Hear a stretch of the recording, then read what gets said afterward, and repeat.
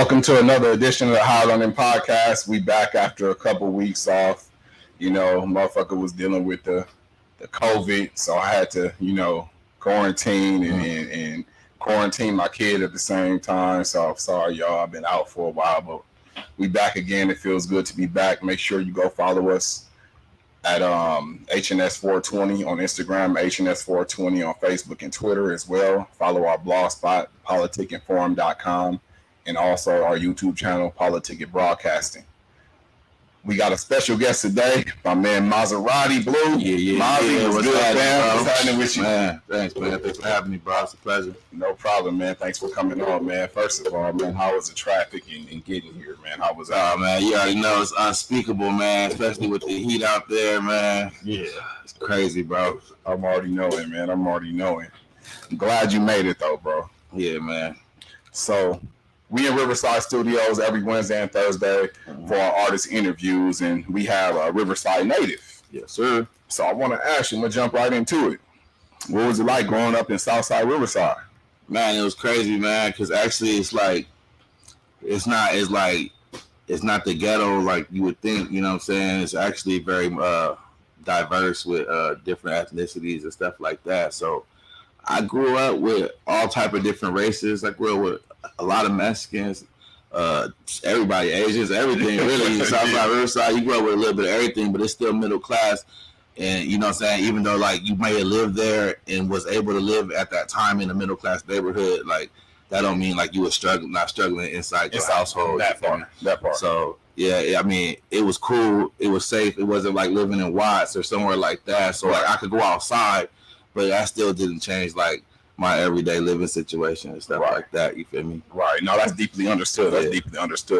I wanted to definitely ask that because for some reason, every area has its struggle. Yeah, definitely. You know what I'm saying? You have areas, of course, everybody want to compare everything to Watts. Exactly. Right. We ain't going to do that. Yeah. But that don't mean that I don't got to struggle just like you because I'm in a different region. No, definitely. It's like different types of dangers and different type of struggles anywhere you go. You know what I'm saying? I know people that live in mansions, but that are poor as hell. You know, they're just trying to keep that fake the phone. You know what I mean? And they're just trying to keep what they got. You know what I mean? And they don't have no food. They eating, you know what I mean? Stuff like that. So it really don't matter where you are. It could be the slums in your household. Like, so, it could. You're right. That's a good perspective, man. Because like you say, you can have all the bread, but like you said, within the household, could be some bullshit.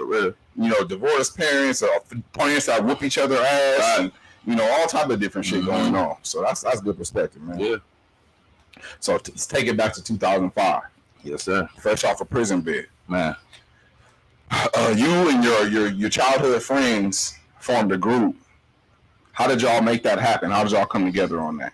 Man, it kind of like just started from like rapping at school, lunchtime type shit. Right. And then, but obviously, like, you go through life, you start meeting people that, when you do something, I always tell anybody, when you do something, you start to meet like people, in that sense, you know what I'm saying? So obviously, when we do music, we start meeting people. We just started bringing people in, like, oh, you dope. We brought him in his family. It's like we're all cousins, you know what I mean? Even though one of the people is like my cousin, and then, the other dude was like my cousin, but anything that we brought in was like family. So if we all we rap together. Anything we did, it was kind of like hard to even do anything by yourself because niggas wasn't gonna let you. They was like, oh, nigga, I'm all on that. You come back, everybody on your shit. Like, you feel me? Man. So that we just rock together. That's how it was. You feel me? Right. So back then, starting a group, as you know it now, being an individual artist and being in a group are two different things. Man. You know what I'm saying? Could you like compare the two? Yeah, definitely. When you're in a group, the good thing about a group is kind of easier because it's the lighter load. You know what I'm saying? You don't have to think about a hook all the time. You don't always have to come with a full verse maybe all the time. Right. And sometimes you don't have to come with two verses. You know what I'm saying, like that. Right. But then also on the back end of that is if you're a part of a group, it kind of stagnates.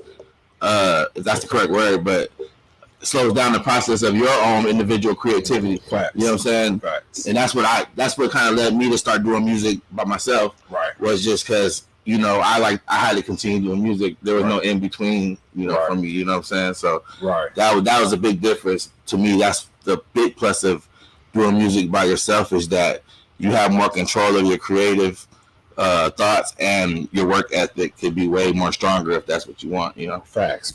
So on the business side too, like, was there any differences, like, on the business side of it, you know, being in the group and being I mean, we're all brothers, so it's just like anything else. Like, if there ain't enough cookies in the damn bar, you know what I mean? Like, we all argue about it, then we figure it out, and then we move along, you know what I'm saying? So it was more like we so close in like family, there was never like no discrepancies on no business type. Anything that we always did was like we always moved on the same accord.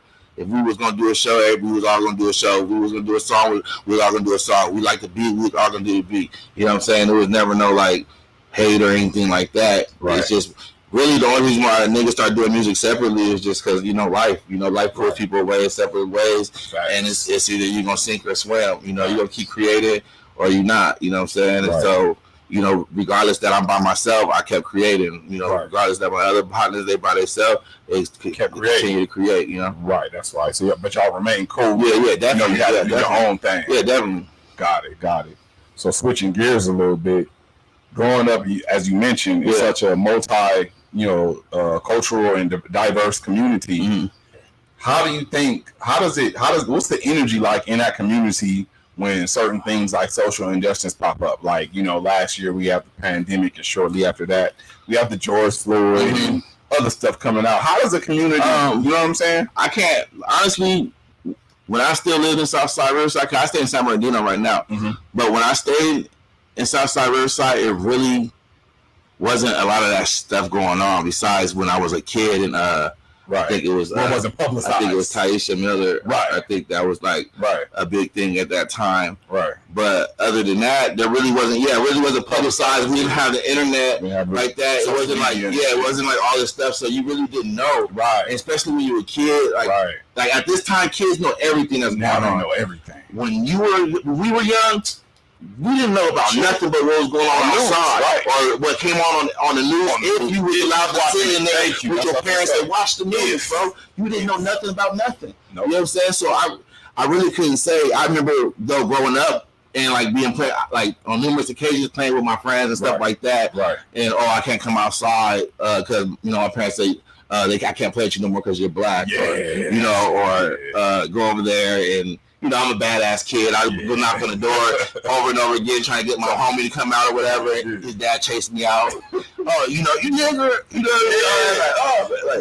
As I'm a kid, I dealt with that type of stuff because, obviously there's so many, and these were like, and that dude was like Romanian, like, you know what I'm saying? Like, that's how diverse, Southside Riverside was. It was just like, on that street, it was just so many different races, like Paisas, Essays, Romanians, the white dudes across the street. They were Hungarian. They weren't even. You know what I'm saying? You know what I'm saying? That's how it is. My homeboy lived up the street. His family's African, like you know what I'm saying. Like, so that's just it was like I feel like Southside Riverside is the place where if you weren't rich but you weren't poor, like that's where you landed, like you know what I'm saying, right. And I think that's a good thing, to be real with you, because, where I went to school at, I'm trying to, correct me if I'm wrong. If y'all see me on here, y'all be like, you lying.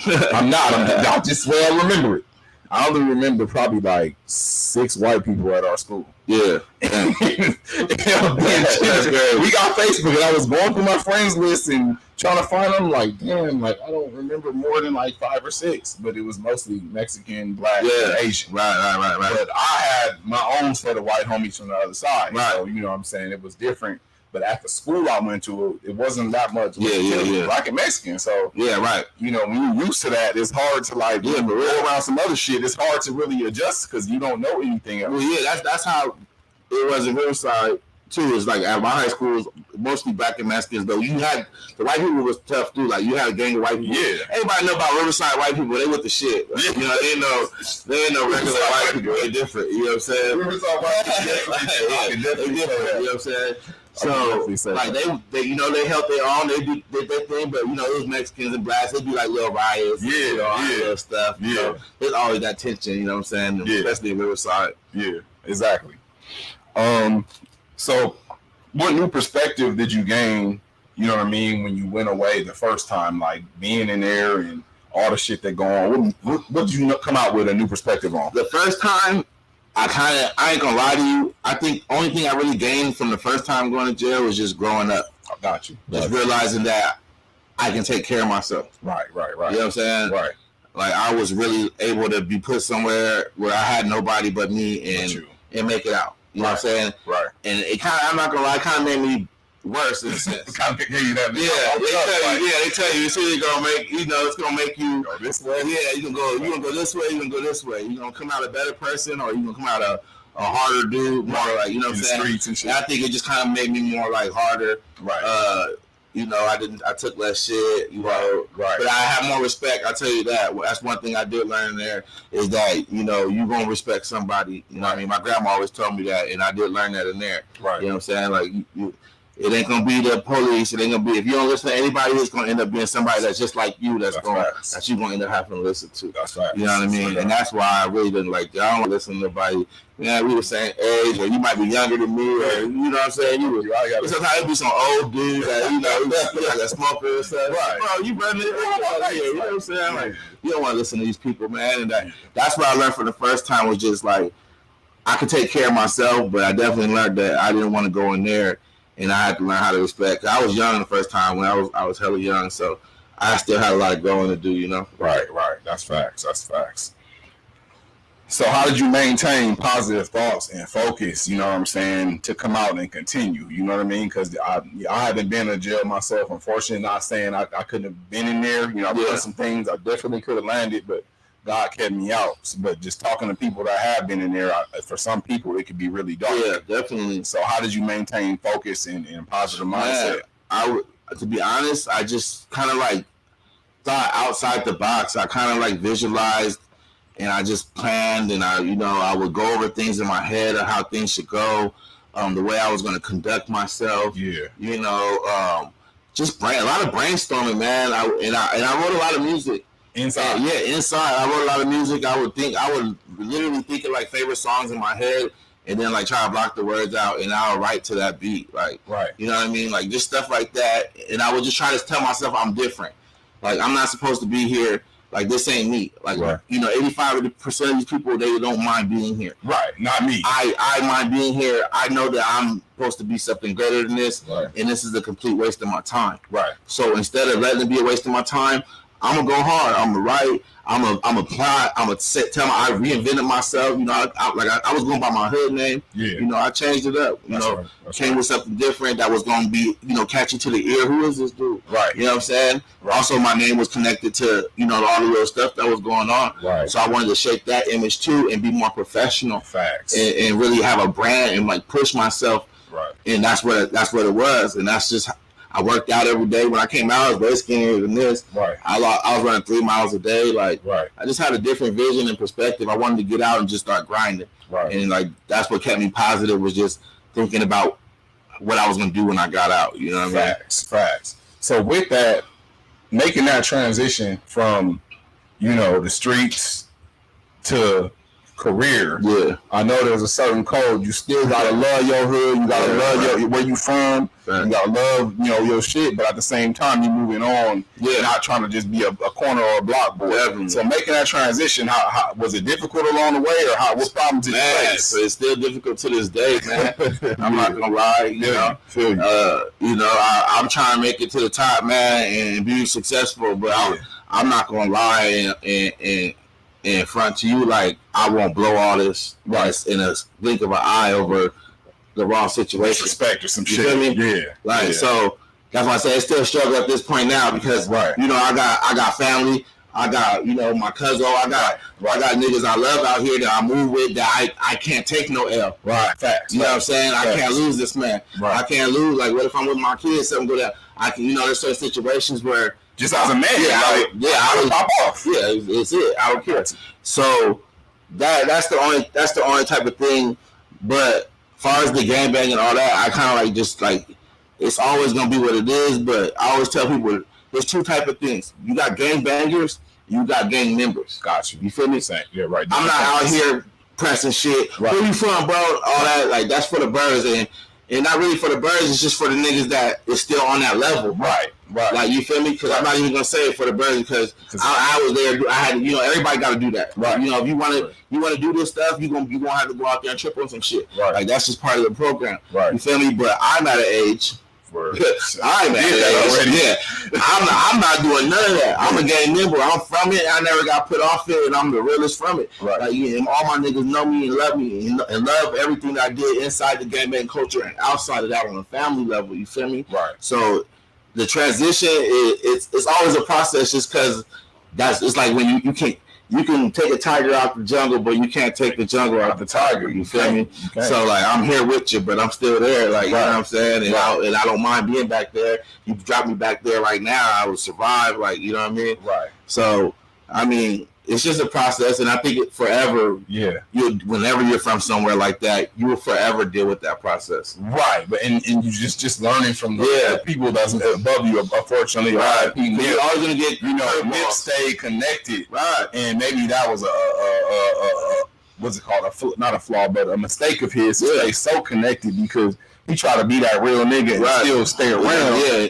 And he's not out there tripping on shit. He's not out there tripping on shit. Wrong people, like, you feel me? So it's like, that's just how it goes. How do you separate? 33, he died very young and on the brink of doing some real shit. Yeah, the only way you separate, to be honest, is to really separate. Right. You know what I mean? Right. And to be real can't separate. I feel you. You know what I mean? I feel you. That's facts. It's a fine line, man. It's a fine line. Yeah. So let's talk about CFN. Yes, sir. Came from nothing. So many of us relate to that, man. Yeah. Minority, Black, Mexican, everybody. So many of us, for sure. I know there's poor white people too, but majority of us come from nothing. Nothing. So it's dope. By the way, thanks. I appreciate it. How'd you come up with it? Because basically, like, all right, came from nothing is like a moniker or whatever. Like, what do you say? Like, found your anything. Right. Like, whatever. Like, you know what I'm saying? But you hear so many people say it, but it's a truth reality. You know what I'm saying? I felt like that's something that I could really push in my narrative, in the way I live life. You know what I'm saying? Right. And my upbringing, that's basically the style of my music is all about, coming from nothing. You know what I'm saying? And it's not even particularly just about being poor. It's about like suffering from depression, or you know what I'm saying, being bullied. You know what I'm saying? Just different problems, or going through divorces. Right. Going through a hard divorce where you lost everything, and then you had to climb up out that hole and buy you another house and get, you know what I mean? You know what I mean? Or losing your kids. People that lost their kids, or suffering from a drug battle, that addiction. Got past addiction. Yeah. Like, that's what came from nothing is. It's all of that. That's dope. It's not just about being poor, because rich people are coming from nothing. Yeah. You feel me? Earlier, for real, it's like you could be rich as hell and really be fucked up, really be slumming it. Yeah, you know what I'm saying? And as long as the thing about it is, coming from nothing is not an accident. You got to grind. You got to do what you got to do. You really got to do it. That's right. You know what I mean? You don't just coming from nothing doesn't just come from nothing. That's right. You know what I'm saying? Like, you really got to go hard. You got to attack. You got to try to get it. You got to struggle. You got to persevere and get to where you got to go. And that's what this represents. CFN shows that you're a fighter through life. That you're a survivor. You know what I'm saying? You're a survivalist. You know what I'm saying? Anywhere you go, you're going to come from it. You know what I'm saying? They could drop you in the darkest hole in the middle of the world. You're going to come out that motherfucker. You know what I'm saying? Because you came from nothing. We're built for this shit. You know what I'm saying? It don't matter who you are, what race, what your creed, whatever you went through. If you can come up out it and you can really gear up and come up out it, you coming from nothing. You feel me? That's CFN shit. That's 100. That's 100. Yes, sir. And being a real nigga, Maserati, he blessed me with the shirt. Yeah, man. You got a website? No, y'all holler at me directly on Instagram. Reach him on Instagram, y'all. Follow him on Instagram. Get your came from nothing. Yes, sir. CFN, you feel me? _ Mozzie 3700. Tap in, get that. Buy directly through me. I'm not like these other niggas gonna see you through these little websites and all that where you never see these niggas, but you're giving them your money. You can really pull up on me, and I'm gonna give you that joint. I might even slide you an extra one. I'm a real one, like, you feel me? That's right. Respect it. So, man, love the name Maserati. Thanks, bro. Your nickname Mozzie. Yeah. you share that name with another name. It's crazy, bro. You know what I'm saying? Have there any been problems with that of later? Do you foresee anything? Nah, I don't know. I don't think it should be a problem because really I'm Maserati Blue. Like, I don't really rap as Mozzie. I don't really like go by Mozzie. That's just like a nickname. So nobody has to sit there, hey, Maserati. Like, I'm not trying to. Right. You know what I mean? So, yeah, it's more like a nickname. You know what I'm saying? And I think it's dope though, like, you know what I mean? Because I'm Maserati Blue, and then he's a Damu, you know what I'm saying? Exactly. So that's dope. Like, so maybe one day we might so like red and blue shit, you know, Mozzie red and blue type shit. You feel me? Like, that'd be crazy. Like, you feel me? So, like, I think about that type of stuff. I'm not a hater. I got little brothers that's Damus and stuff like that too. So definitely, you know, I'm never tripping on that. Like, you feel me? I love working with anybody that's just trying to, and not, you know, you go crazy. Right. But I'm not gonna lie. Like, when I first heard it, bro, I think we was in LA. And we was going to a studio in Hollywood, and the homie was bumping him, and he was like, "Yeah, we just met this nigga at the same studio about to go through last night." Damn. And they was laughing. He was like, "Cause this nigga named Mozzie." You know what I'm saying? And so they were like, you know, shooting their shit. Yeah. But I was listening to him, like, I couldn't hate. I was like, "Bro, hard, yeah. This nigga hard." Like, you feel me? And then, you know, I just started hearing him all over the place. But it's like one of them situations where you feel like you were the first nigga. You know what I'm saying? So I was like, I already knew about, bro. Like, you feel me? But I was already like going by Maserati before. I'm pretty sure he's been going by Mozzie for the longest. So I don't know who had it first, but I mean, shit. Salute to that nigga doing this shit. That part. You know what I'm saying? Keep it up, Cap. You feel me? That part. Your name, though, you told me how you got it, but tell the people, man. I think they need to hear that, man. Yeah. Your whole meaning behind Maserati. Maserati was just like I said when I was in prison, man. I was doing all big tage. I didn't want to come out all big tage, you know, on some gangster shit and all that. Like, I wanted to come like on some real marketable type, you know, business shit. And so I was just like wanting to think of something real clean sounding, like crisp to the ear. Like, I really thought like that, like, you know what I mean? That intricate when I was, because you don't got nothing but time, you know what I'm saying? So like, I'm going through a little book and all that too. Like, you know, I see the Maserati, like, oh, that's clean. Like, you know what I'm saying? So like, I like that. This how it sounded Maserati. Like, I like the logo, the M, because like, you know, I'll throw up the M, that's from my hood. Like, that made sense to me. So it was like all these like subliminal things. And so I started, you know how when you like something, you start thinking how it relates to you. Right. So I was like, yeah, you know, I'm driven, I got drive, like, you know what I mean? Yeah. Like, I'm like a Maserati, like, you know what I'm saying? Like, so like, then I was like, yeah, I'm good with that. And I was like, oh, boy, I just don't want to be called Maserati. Like, I want to, like, you know, change it up. So I was like, you know, it's crib. Like, so I was like, nigga, Maserati Blue. And so I was just playing with niggas on the yard, though, like, yeah, bro, like, I changed my rap name, Maserati Blue. And then it was like, oh, that's cold. Like, yeah, like, niggas fucking with this. So, yeah, so I was like, yeah, niggas fucking. Like, nigga, we gonna rap with this. Like, when I get out, I'm gonna start, nigga, and I'll start calling niggas on my cell phone and shit. Like, yeah, nigga, I'm Maserati Blue now. You better let niggas know. Like, you know what I'm saying? Like, I just had to, like, cheat code or some shit. Like, you feel me? But yeah, oh, God, that's how I got my shit, though. I love that. Fucking with it. So, for everybody that haven't heard your music, what's a song you will point to them and be like, check that joint out, and I guarantee you gonna fuck with me after that? I would go with my first song that I dropped was Myself, that I just dropped like maybe like what was like 3 months ago, and just because basically it's more like just from the heart, like, you know what I mean, you can really kind of get to know me just through that song, you feel me? Yeah.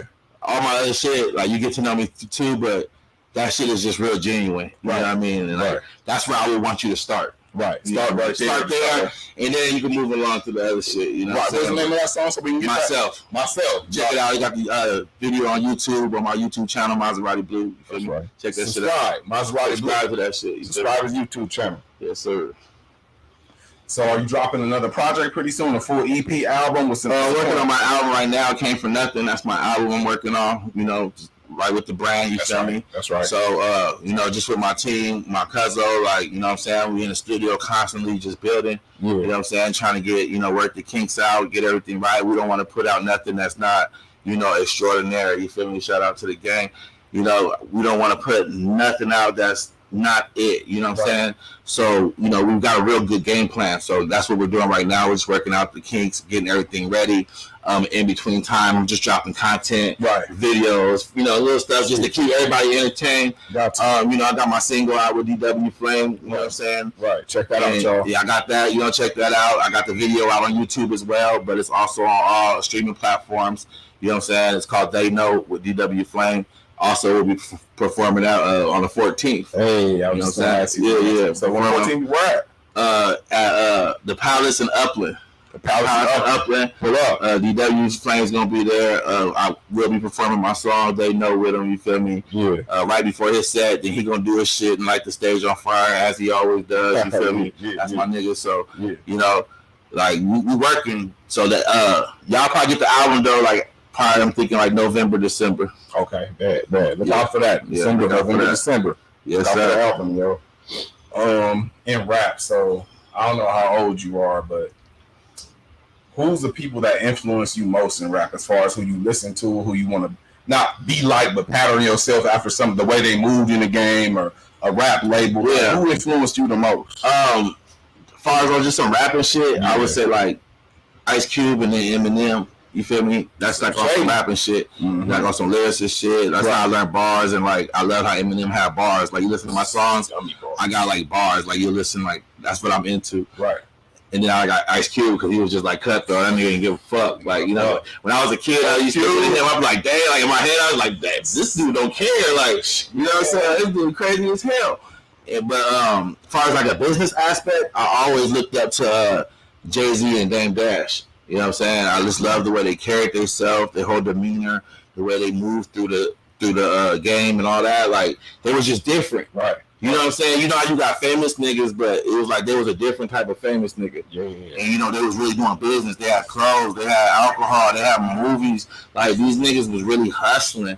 Like, you know what I'm saying? And I love that shit. Like that's who I really like. I looked up to that. Like I watched the backstage shit, all that shit, bro. Like yo, man, bro, that's epic. Like you know what I'm saying? So like that was the type of shit that like made me want to grind. Like I want to be like that. I want to be with my niggas backstage, niggas shooting dice, freestyling, slapping bitches' asses, like running down the hallway. Man. You know what I mean? Little dumb shit, like man, living my life, but we really out here getting bread. But on God, like just that whole business aspect. That's how it seemed. Right. You feel me? Man, they had a gang of niggas that was eating, man. Everybody was eating. Everybody fed the whole team. Everybody was eating. Everybody was looking good. Everybody had a certain way they acted. Everybody. Like when Rockefeller was right there, like they was different than all the other niggas. The whole team. You know what I'm saying? So like they definitely drove me to really want to be on like famous on the famous shit. Right. You know what I'm saying? First I was just a rapper, backpacker, like right. You know, I just like the flame shit and rap. You know what I mean? But when I started watching them, that was like, oh, I want to be famous. Right. You know what I'm saying? Like,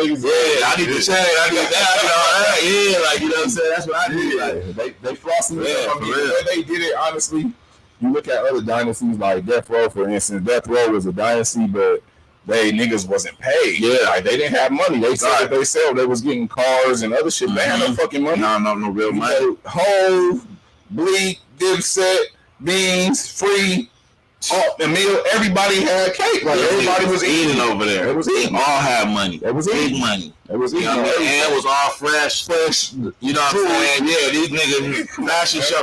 They was like the first niggas to really be like talking shit about niggas fashion and like niggas that was like, you know, looking bummy and shit. Like they was talking as like, you know what I mean? So like that's what made me turn it up. Like start dressing like that on a regular day basis, like niggas outside, like you know, rock and wear it down and all that. But you know, hopping on the bus, we had cars there. Niggas was just fresh because like we just wanted that. Like that's when I knew like about an image. Exactly. You know what I'm saying? Like an image. Like you got everything. Your image, like yo, you got to sell yourself with that image because that's what really was working for them. Their image, like the image was just crazy. You know what I'm saying? So who would you, as far as pattern yourself, you know, rap? Obviously, you can rap forever, but do you want to really? Nah. What are some of the other things you want to jump into? You feel me? Let's say you make it to a certain level in rap. You know, is it acting? Is it producing? What do you want to jump into? I definitely want to act, bro. I definitely like to act. I definitely want to hop into management. You know what I'm saying? I honestly do got like a little passion for managing. You feel me? But you know, I still got my passion for music trumps my management for I get it. But either way, like I would really manage shit, but I want to act because when I was a kid, I was kind of like a child actor and shit. I used to do all little auditions. I never got like no big parts and shit, but like I was like in extras and videos and shit like that. Right. So also like I got to see how like actual like real videos work with wardrobes and key grips and you know these like all the real big shit. You know what I'm saying? So like I seen that shit. I've been on movie sets, so I always wanted to be like an actor, and that's why I feel like that's why my music's so good is because to me, each song is like a scene. Scene from a movie. Yeah, and you gotta act that shit. You gotta portray it. They gotta feel it. You know what I'm saying? Right. Like, you gotta hear it in your voice. Like, you don't just say it regular. You gotta say it. Like, you know what I mean? Right. So, like, that made me want to act. And then also, I smoke weed like a motherfucker. So, me too. Of course, I would have like a dispensary or 3. Like, you know what I mean? Five right here. You know what I mean? You gotta have illegal weed all over the place. You feel me? So, you got the other blunts. You know what I'm saying? Big blunts in there. Big blunts. I seen them. I feel it. Yes, sir. Man, I always ask everybody who come on here, and this is hard, but I got to. Give me your top 10, man. Top 10. That's a long list. Dead or alive. I know it's hard. Sheesh. Man, exactly. All right, man. So we should start from 10? Yeah. Man, that's a long list. If you can't order it, you can just name 10. I was going to name niggas. I like J. Cole. Yes. I really fuck with J. Cole. Yes. I really fuck with Kendrick. That dude's crazy. Fuck. Let's see. So many niggas. Jay-Z, obviously. I fuck with Biggie. I fuck with Pac, but on the limb. Like, I fuck with Pac, but not as much as everybody else fuck with Pac. Right. But I fuck with Pac. You feel me? Right. Let's see. Who else we really fucking with out here? Let's see. You said Dead or Alive. That's 5. Who else we really fucking? Eminem, obviously. Gotta throw you know what I'm saying? There. Who else is great? I want to think of like some real great niggas, like too. Like, you feel me? Like out the box niggas, man. Who's some niggas, man? Fuck. Man. Who you think? Andre 3000. Oh yeah, Andre 2000. Andre 2000. Yeah, he underrated. Andre 2000. Enough niggas don't talk about him. Lil Wayne for sure. Lil Wayne. Because Lil Wayne had his whole. He had a run. He was a whole run by himself. Drake, obviously, that nigga fucking savage. They be hating on Drake. And just on a curveball, just kind of really fuck with this nigga, and he hard as fuck. Big Sean. That nigga Sean is hard. That nigga's hard as fuck. So I'm just gonna throw him in at 10 just to piss niggas off. Right. I know some niggas be like, what the fuck? Hell no. Sean. Big Sean, that nigga's hard as fuck. I don't give a fuck. Listen to that nigga's catalog, that nigga's dope. He's hard as shit. Definitely Big Sean. And that's one that, right. That's not. Andre 3000 and Big Sean, them two cats I ain't talked about enough. Yeah. You gotta listen to Big Sean. That nigga hard. He wordplay is fucking crazy. I just started listening to Big Sean maybe like 3 years ago. That nigga's wordplay is insane. It is. And I even like M shout out Big Sean all the time. When M shouts you out, you know what I'm saying, you ain't no joke. No, you hard. You know, anybody he fuck with, even little cats like Big Sean, Jordan Lucas, all these type of niggas that are Eminem proteges. I think even Jordan Lucas, oh God, that nigga hard. But most niggas that's like hard and different like that, they always get hated on because they viewed as weird. Weird. Nah, them niggas. But he just got bars, bro. He's just creative in the way that it's just a different word pattern, and the way he do it is just different. Everybody ain't gotta be hard, or tough, or killer. Nigga, you ain't hard. Just because you ain't a killer or you hard, you ain't out there in the streets, don't mean you ain't hard on the mic. Exactly, because nigga creative as fuck. You know what I'm saying? All you killing shit on the mic. For sure, man. So I'm sorry, y'all, about my 10 I throw a little wrench in there. Exactly. Everybody was okay, Big Sean. Oh! No, I like that. Shout out to Big Sean. Shout out to Big Sean. Andre 3000. Andre 3000 for sure. All the greats. We want to thank y'all for watching once again. Follow us on Instagram, Facebook, Twitter, HNS420. Follow the blog spot, politicandforum.com. The YouTube channel, subscribe and like. Politic and Broadcasting. Follow my man Maserati Blue. Yes, sir. Follow me, CFN_Mozzie 3700. You feel me? This is my cousin right here. Follow him. Sam.415. You feel me? With hella bunch. You know what I'm saying? Sam spelled ISSAM. You feel me? And Mozzie spelled MAZI.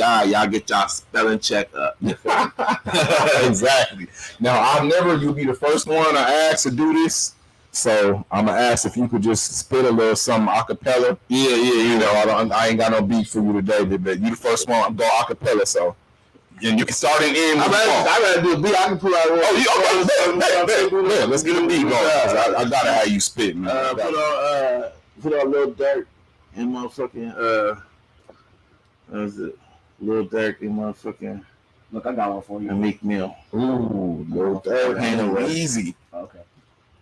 No dark hard too. He reinvented himself, man. He did. He reinvented himself. Fuck with him hard. You know what I'm saying? Exactly. I fuck with any young niggas that's just like being themselves. Exactly. And being ignorant and fucking the world over, like getting their bread. How could you hate on that? That's what they don't want niggas to do. They get bread. You know what I'm saying? Yeah. They don't want niggas to get bread, man. You know what I'm saying? Hey. Yeah. Hey. These niggas don't want to see a nigga get bread. If they don't fuck them, then it's off with their head. Nigga, I'd rather be fucking bitches instead. Y'all niggas always trying to fuck up my common sense. Chilling with my real nigga, talking about the politics. If you want to talk that shit, I'll put a lot real quick. Take off your top, then probably get some top real quick. Real ass nigga, yeah. Real ass nigga, can't say that shit enough, boy. Trying to be a nigga about the money, fucker tough, boy. Nigga trying to get it clean, nigga don't scuff. Nigga, if I got you, nigga, guaranteed I'll rough a nigga up, ayy. Where the cheese at, ayy? All my niggas getting bread, where the cheese at, ayy? If I load the Glock, where the enemies at, ayy? We can smoke some past tonight, where the trees at, yeah. Niggas wanna take the flame away, yeah, ayy. I told them niggas, fuck them niggas every day. They won't never take the gang away, yeah. Motherfucker run this shit like the Summer Olympics, nigga, and they won't take the flame away, yeah. It got me feeling like a torch, nigga. Granny hated when I'm hopping off the porch, nigga. But she love me when I pull up in that Porsche, nigga. Hey, give my brother a new horse, nigga. Fuck it. No air, but it's forced, nigga. Fuck it. Everything that I do is for the public, hey. I don't give a fuck, my niggas really love it, hey. Told my bitch, you better call me by my government. My hood name probably get me in trouble, bitch. If I touch it with some money, I'ma double it. Rest in peace to Nipsey, guaranteed I hustle, bitch. How I got so many bars, I don't know. A nigga told me spit it, I'ma fucking just glow. Hey, I would be fitted from my head to my toe. Cause I seen Jay-Z and Dame Dash do it, yo. Hey, well, I gotta rap, try to let them know it's freestyle. Say some shit in the interview and give them a little free trial. Niggas wanna see me get it, really they gon' see me smile. Cause I'm rapping to the bay, nigga, I was living wild. See a fan came from nothing, nigga, I was in the slums. My nigga wasn't in Sacramento going down. Oh, sorry, you was Frisco. Niggas getting money, my nigga, I'm blowing off the disco. Seen so many lights in my shine, nigga, must the disco. Niggas trying to get me, no, they will never diss, bro. Nigga, it's double lessons to talk to the real, though. Hey, nigga, shout out to the real, though. And niggas when they say I'm stopping, I'm not stopping. Old school baller niggas call me Bill Walton. So high, skywalking, call me Luke Skywalker. Big talking, hit y'all niggas in your house, I'm a fucker. I'm a flocker. Can't flush the shit with the thumbs, fucker. If you get it, nigga, if you live it, nigga, I understand, did it when I was fresh up out of prison, nigga. Real nigga driven, I just had the ambition, nigga. Resurrection, nigga. That's what I did. Came for nothing, Southside, it's the red, fuck it. My guy came in. My bad, I went too long,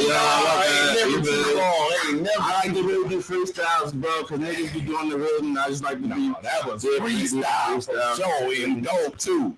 Came and gave us the bars, man. Why you do that to us, man? My bad. Bars, man. I appreciate it, man. So I love, man. When you do it for your people, you gotta give them everything, not just like half-ass, you feel me? Man, fuck with the movement, man. Fuck with my guy over here, man. Gang. You know what I'm saying? He coming out with new shit, albums, new clothing line. Fuck with him. CFN in the building. And we want to thank y'all for watching the High Lurnin podcast again. It feels good to be back. Y'all be safe out there. Stay away from that COVID shit. Get the fuck away from that. Man, stay safe. Stay safe, y'all. Thank y'all. Appreciate it. We gone. Gang. Dope shit. That's that. Dope shit. That's not good. You know, it's good to do interviews because it kind of get people more interested.